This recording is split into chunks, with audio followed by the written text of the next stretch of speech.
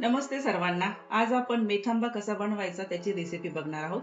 त्यासाठी लागणारं साहित्य आहे आपल्याला तेल लागेल, त्याचप्रमाणे आपल्याला अर्धी वाटी गूळ लागेल, एक वाटी पाणी लागेल, एक वाटी कैरी. कैरी मी स्वच्छ धुवून त्याची सालं काढून अशा प्रकारे त्याचे काप केलेले आहे. त्यानंतर आपल्याला एक चहाचा चमचा मोहरी लागेल, चुटकीभर चिमूटभर मीठ लागेल आणि लाल मिरची आहेत 2. तुम्हाला जसं तिखट लागेल त्याप्रमाणे तुम्ही ती मिरची घेऊ शकता. आणि एक चमचा मेथीचे दाणे आहेत. आता आपण रेसिपी बघूया. रेसिपीसाठी आता मी गॅसवरती पॅन ठेवलेला आहे. आता मी गॅस चालू करते.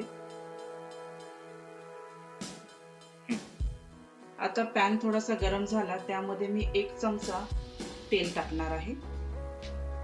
1 चमचा मी तेल टाकलेलं आहे.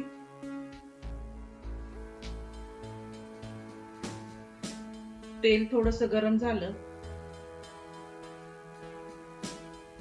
तेल थोडस गरम झाल्यानंतर आपण त्यामध्ये मोहरी टाकणार आहोत. आता तुम्ही बघू शकता की तेल आता गरम झालेलं आहे चांगल्या प्रकारे. आता आपण त्याच्यामध्ये मोहरी टाकणार आहोत. मोहरी चांगली तडतडली त्यानंतरच आपण मेथीचे दाणे टाकणार आहोत. आता आपली मोहरी तडतड. आता तुम्ही बघू शकता मोहरी चांगल्या प्रकारे तडतडली आहे. त्याच्यानंतर आपण आता मेथीचे दाणे टाकणार आहोत. मेथीचे दाणे गुलाबी रंगावर चांगल्या आपल्याला भाजून घ्यायचे आहेत तेलामध्ये. मेथीचे दाणे चांगले लाल झाल्यानंतर आपण त्याच्यामध्ये 2 मिरच्या टाकणार आहोत.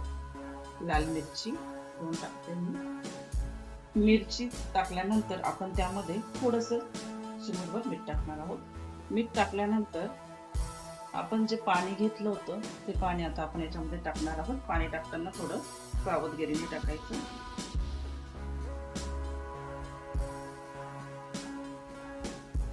पाणी टाकल्यानंतर थोडा वेळ पाण्याला उकळी येऊ द्यायची.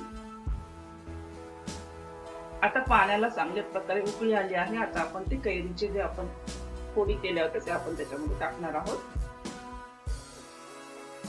हे टाकल्यानंतर पाणी उकळल्या.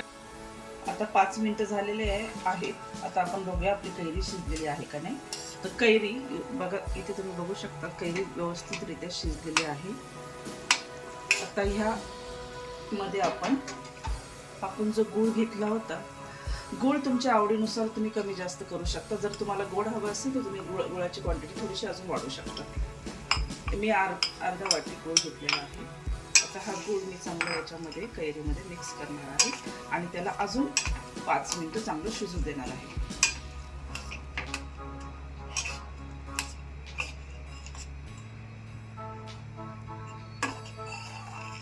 मिक्स करून चांगलं शिजू देऊया आपण 5-10 मिनिट.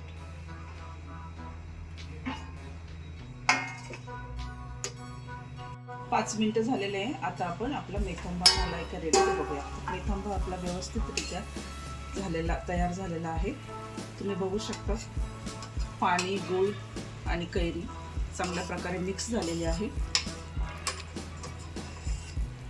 हा गरम असल्यामुळे तो आपल्याला थोडासा पाण्यासारखा दिसेल, पण थोड्या वेळाने थंड झाल्यानंतर त्याची क्वांटिटी कमी, पाण्याची क्वांटिटी कमी होणार, कारण गूळ आपण टाकलेला असल्यामुळे.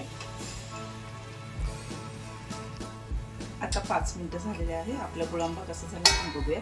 तुम्ही बघू शकता की गुळांबा किती छान प्रकारे झालेला आहे, तयार झालेला आहे. गूळ, कैरी आणि पाणी यामध्ये कैरी चांगल्या प्रकारे शिजलेली आहे. आता तुम्हाला थोडंसं पाण्यासारखं वाटेल, पण थंड झाल्यानंतर त्याची कन्सिस्टन्सी दाट होईल. अशा प्रकारे आपला मेथांबा रेडी आहे. तुम्ही बघू शकता त्याचा कलर, टेक्स्चर किती छान आलेला आहे. अशा प्रकारे आपला मेथांबा रेडी आहे. तुम्ही बघू शकता किती छान झालेला आहे. अशाच नवीन रेसिपीसाठी ST रेसिपीज चॅनलला सबस्क्राईब करा, लाईक करा, शेअर करा. धन्यवाद.